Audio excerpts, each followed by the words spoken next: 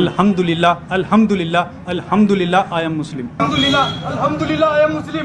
একদিকে শত কোটি টাকার পৈতৃক সম্পত্তি, রাজকীয় জীবনযাপন, অন্যদিকে কেবল এক আল্লাহর সন্তুষ্টি এবং রাসূলের দেখানো পথ।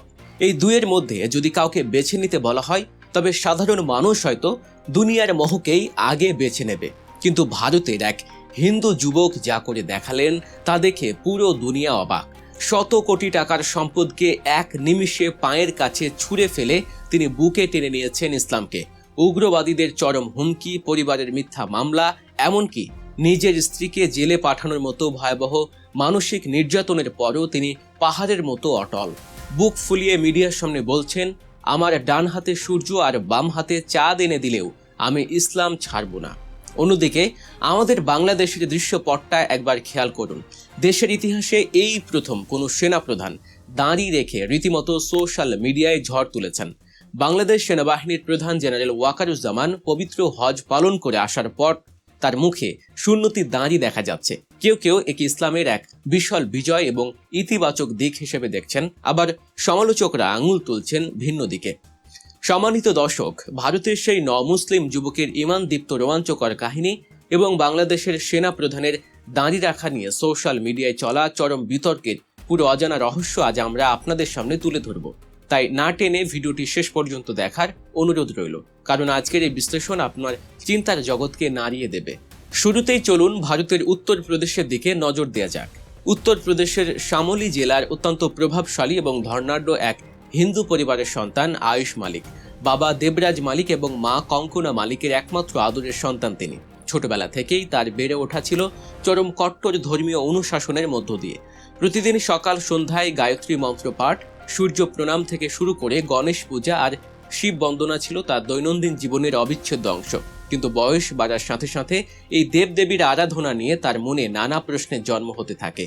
মনের ভেতরের এই শূন্যতা মেটাতে তিনি ছুটে গেছেন কাশী, মথুরা, দিল্লির বড় বড় পণ্ডিত আর সাধু সন্ন্যাসীদের কাছে, কিন্তু কেউই তাকে সন্তুষ্ট করার মতো কোনো উত্তর দিতে পারেনি। এরপর 2013 সাল থেকে তিনি শুরু করেন তুলনামূলক ধর্মতত্ত্ব নিয়ে গভীর পড়াশোনা।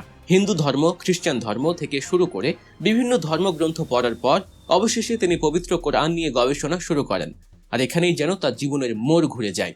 কোরআনের প্রতিটি বাণী তার হৃদয়কে শীতল করে দেয়। তার মনে জমে থাকা হাজারো প্রশ্নের উত্তর তিনি পেয়ে যান ইসলাম ধর্মে। কিন্তু প্রকাশ্যে ইসলাম গ্রহণের সাহস তখনও তিনি করে উঠতে পারেননি। এর মধ্যে 2018 সালে ঘটে এক ঘটনা। পায়ে আঘাত পেয়ে থেরাপি নেয়ার জন্য স্থানীয় একটি হাসপাতালে যান আয়ুষ। সেখানে চাঁদনি কুরেশি নামের এক মুসলিম নারী ফিজিওথেরাপিস্টের সাথে তার পরিচয় হয়।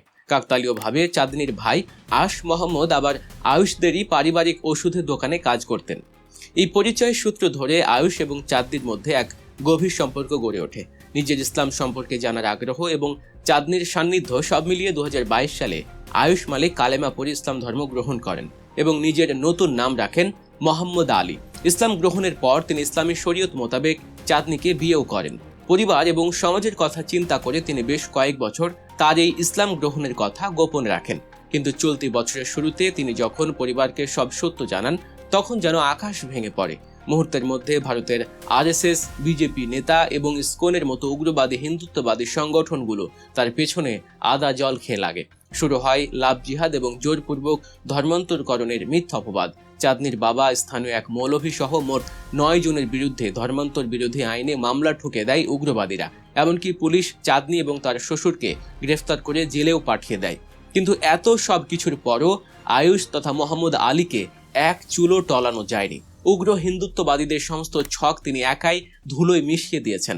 ক্যামেরার সামনে দাঁড়িয়ে অত্যন্ত শান্ত অথচ দৃঢ় কণ্ঠে তিনি ঘোষণা করেছেন, আমি এক আল্লাহর ইবাদত করতে গিয়ে রাস্তার ফকিরের জীবনও বেছে নিতে প্রস্তুত, কিন্তু শিরকের আহ্বানে সাড়া দিয়ে কোটি টাকার সম্পত্তির মালিক হতে চায় না। তিনি রাসূল সাল্লাল্লাহু আলাইহি ওয়াসাল্লামের সেই ঐতিহাসিক বাণীর প্রতিধ্বনি করে বলেছেন, তারা যদি আমার এক হাতে সূর্য এবং অন্য হাতে চাঁদও এনে দেয়, তবুও আমি এই সত্য পথ থেকে বিচ্যুত হব না। একজন বিলিয়নিয়ার পরিবারের সন্তানের এই অভাবনীয় আত্মত্যাগ এবং ইমানের এই মজবুত অবস্থান দেখে আজ পুরো মুসলিম বিশ্ব হতবাক। দুনিয়ার মোহ যে ইমানদারের কাছে কতটা তুচ্ছ, মোহাম্মদ আলী যেন তারই এক জ্বলন্ত প্রমাণ। দর্শক, এবার চলুন ভারতের এই যুবকের ইমানি পরীক্ষার গল্প থেকে নজর ফেরাই আমাদের দেশের সর্বোচ্চ ক্ষমতার অধিকারী এক ব্যক্তির দিকে। তিনি হলেন বাংলাদেশ সেনাবাহিনীর প্রধান জেনারেল ওয়াকারুজ্জামান। সম্প্রতি তাকে দেখা যাচ্ছে শূন্যতে দাঁড়িয়ে রাখা অবস্থায়, যা বাংলাদেশের ইতিহাসে এক অভূতপূর্ব ঘটনা। গত 22শে মে পবিত্র হজ পালনের উদ্দেশ্যে সৌদি আরবে যান সেনাপ্রধান ওয়াকারুজ্জামান। রাজকীয় অতিথি হিসেবে হজের আনুষ্ঠানিকতা শেষে দেশে ফেরার পর থেকেই তাকে দাঁড়িয়ে রাখা অবস্থায় দেখা যায়। বিশেষ করে জাতিসংঘ শান্তিরক্ষী দিবস উপলক্ষে ঢাকা সেনানিবাসে আয়োজিত অনুষ্ঠানে এবং পরবর্তীতে বিভিন্ন সামরিক ও বেসামরিক অনুষ্ঠানে তার এই নতুন লুক সবার নজর কাড়ে। স্বাধীনতার পর থেকে এ পর্যন্ত বাংলাদেশ সেনাবাহিনীতে মোট 18 জন সেনা প্রধান দায়িত্ব পালন করেছেন, কিন্তু দায়িত্বে থাকা অবস্থায় এর আগে আর কোনো সেনা প্রধানকে এভাবে শূন্যতি দাঁড়িয়ে রাখতে দেখা যায়নি। সামাজিক যোগাযোগ মাধ্যমে এই ছবি এবং ভিডিও ছড়িয়ে পড়ার পর থেকেই শুরু হয়েছে ব্যাপক আলোচনা।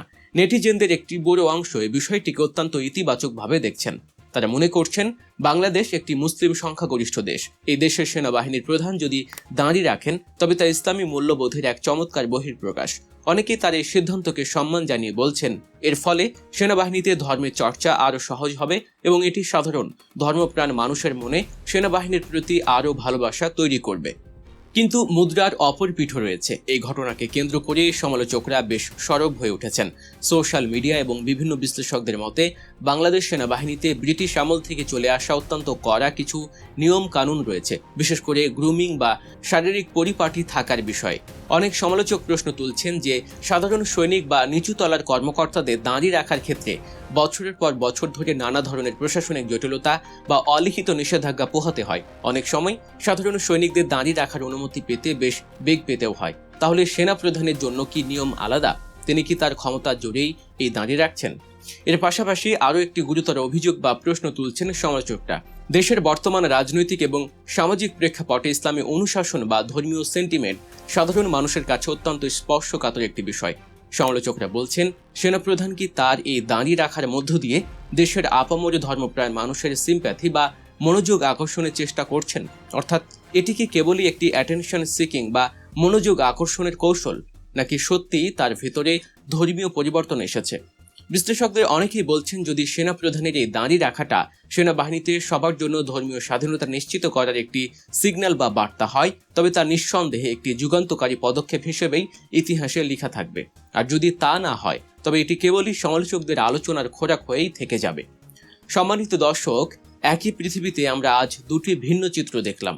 একদিকে ভারতের মোহাম্মদ আলী, যিনি ইসলামকে আঁকড়ে ধরতে গিয়ে কোটি টাকার সম্পদ, রাজকীয় জীবন আর পরিবারের মায়া ত্যাগ করে প্রতিনিয়ত জীবন যুদ্ধে লড়ছেন। তার কাছে দুনিয়ার কোনো অ্যাটেনশন বা মনোযোগের দাম নেই, তার লক্ষ্য শুধু স্রষ্টার সন্তুষ্টি। আর অন্যদিকে আমাদের সেনাপ্রধান, যিনি ক্ষমতার সর্বোচ্চ শিখরে বসেও একটি ইসলামী প্রতীক গ্রহণ করে দেশের মানুষের আলোচনার কেন্দ্রবিন্দুতে পরিণত হয়েছেন। মোহাম্মদ আলীর এই ত্যাগ, অন্যদিকে সেনাপ্রধানের দাঁড়িয়ে রাখা নিয়ে আপনাদের নিজস্ব মতামত কি?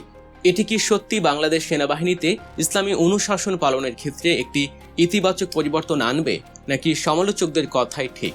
আপনার মূল্যবান মতামতটি অবশ্যই কমেন্ট বক্সে আমাদের সাথে শেয়ার করবেন। আর আমাদের আজকের এই বিশ্লেষণধর্মী আয়োজনটি যদি আপনাদের ভালো লেগে থাকে তবে ভিডিওটিতে একটি লাইক দিন এবং শেয়ার করে অন্যদেরও জানার সুযোগ করে দিন। এরকম আরও চমৎকার, বস্তুনিষ্ঠ এবং বিশ্লেষণধর্মী খবরের আপডেট সবার আগে পেতে গল্প নিউজ চ্যানেলটি সাবস্ক্রাইব করুন এবং পাশে থাকা বেল আইকনটি বাজিয়ে দিন। দেখা হচ্ছে পরবর্তী ভিডিওতে। আল্লাহ হাফেজ।